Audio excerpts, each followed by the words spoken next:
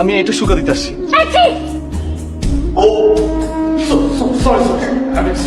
আপনি ব্যথা পাননি তো?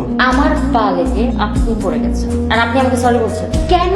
আপনার তো কোনো দোষ নাই, তাই না? আপনি কেন সরি বলবেন? পৃথিবীতে আসলে কেউই দোষী না, মানুষ আসলে না বুঝে অপরাধের ফাঁদে পা ফেলে।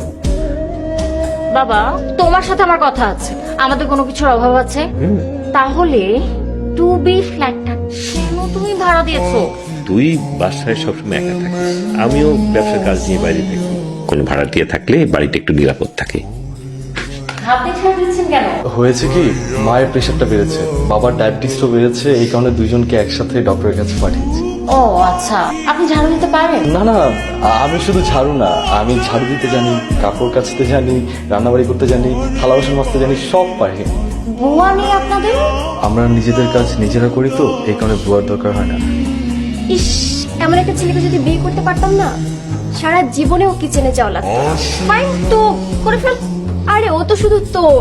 আর তোর কি মাথা খারাপ হয়ে গেছে? মানে ও 2 দিন পর তোর হবে। ও সে যোগ্যতা নেই। ইনফ্যাক্ট আমার বাসার কাজের লোক হওয়ার যোগ্যতাও নেই। তা হতে পারে, কিন্তু নিবিড় তোকে পাত্তা দিবে না। পাগল হয়ে গেছিস? ও নাকি আমাকে পাত্তা দিবে না? শোন, এই ঢাকা শহরের হ্যান্ডসাম, কনফিডেন্ট, স্মার্ট ছেলেরা আমার পিছনে না সিরিয়াল দিয়ে আছে। তা থাকতে পারে, কিন্তু নিবিড় তোকে পাত্তা দিবে না। পারলে আমাকে প্রমাণ করে দেখা। তাহলে তুই রেডি থাক। কোথায় যাচ্ছেন আপনি? সামনেই যাচ্ছি, আমার টিউশনই আছে। ঠিক আছে, তাহলে চলেন, আমি ওদিকে যাচ্ছি। আপনাকে লিফট দিই। ধন্যবাদ, আমি হেঁটেই যেতে পারবো।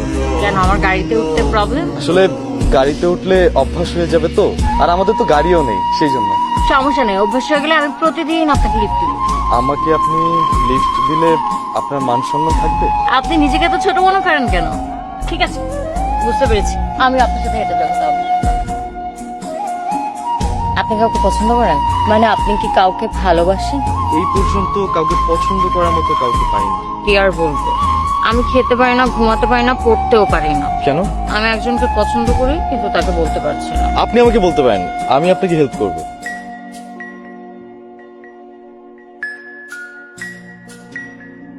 কত বড় সাহস আপনাদের! নিজের ছেলেকে আমার মেয়ের পিছনে লেলিয়ে দিয়েছেন টাকা পয়সা। আমার ছেলে কি করেছে যে আপনি আমাদের ডেকে এনে এভাবে অপমান করছেন? চুপ! গলা নামিয়ে কথা বলুন, মুখে মুখে তর্ক করবেন না। আমার ছেলেকে আমি চিনি। আমি মিথ্যে বলছি? আপনি মিথ্যে বলছেন তা আমি বলছি না, কিন্তু আমার মনে হয় আপনি কোথাও একটা ভুল করছেন। আগামীকালের মধ্যে বাসা ছেড়ে চলে যাবেন, না হলে পুলিশ থেকে আপনাদের বের করে দেবো আমি।